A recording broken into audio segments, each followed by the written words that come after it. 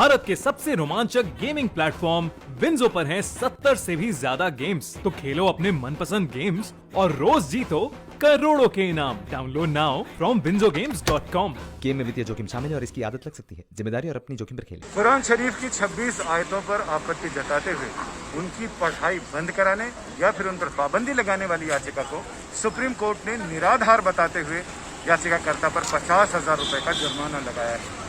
Court में जब इस मामले की सुनवाई हुई तो जस्टिस RF नारिमन की अगुवाई वाली 3 जजों की बेंच ने इसकी सुनवाई शुरू की। जस्टिस नारिमन, जिनके बारे में माना जाता है कि धार्मिक मामलों पर उनकी पूरी पकड़ है और उनका ज्ञान बहुत गहरा है, लिहाजा उनकी बेंच में ये याचिका सुनवाई के लिए लगी हुई थी। सबसे पहले जैसी सुनवाई शुरू हुई, जस्टिस नारिमन ने याचिकाकर्ता के वकील RK रायजादा से पूछा, आप इस याचिका को लेकर पूरी तरह गंभीर हैं? क्या इस कोर्ट को इस मामले की सुनवाई करनी चाहिए? वकील साहब ने ये कहा, रायजादा साहब ने, कि वो इस मामले को लेकर गंभीर हैं और वो अदालत को अपनी बातें बताना चाहते हैं। इस SLP के बारे में उनका काफ़ी नॉलेज। इस पर यह कहा गया कि ये SLP नहीं, ये तो एक रेप है।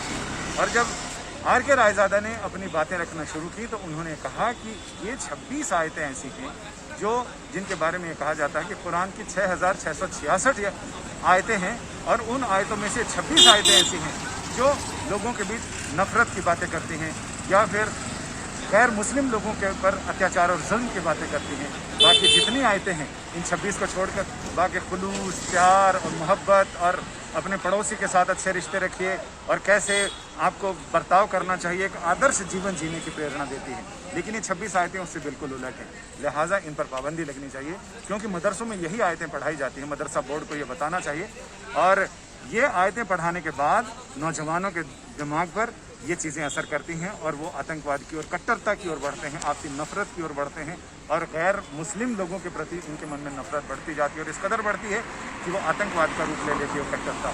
और यही वजह है कि पूरी दुनिया में आतंकवाद बढ़ता जा रहा है। भारत खुद 70 सालों से इसका शिकार रहा है और भारत की एकता, अखंडता और संप्रभुता को लेकर भी इस पर खतरा है।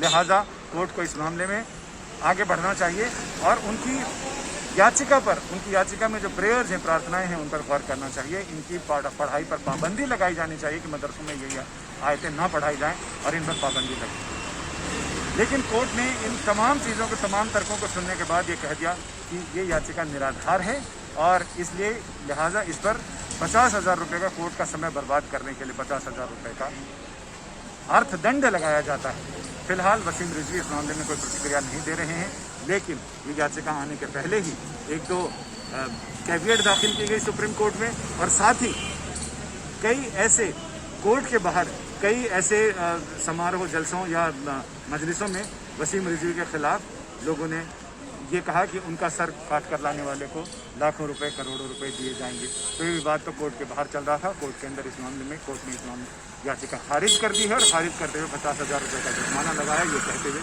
याचिका निराधार है। फिलहाल एक इस मामले का, इस पूरे परिदृश्य का पटाक्षेप हो गया है। कैमरामैन संजय चौधरी के साथ संजय शर्मा, दिल्ली।